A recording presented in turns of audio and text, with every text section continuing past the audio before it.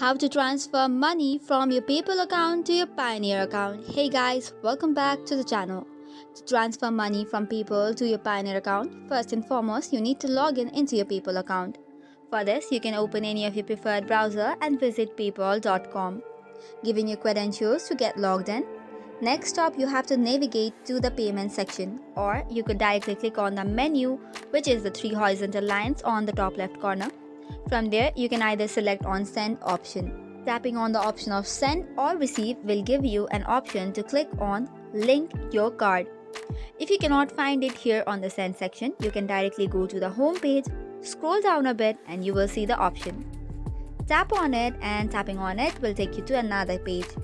From here, you have to give in your details, which is about the Payoneer account.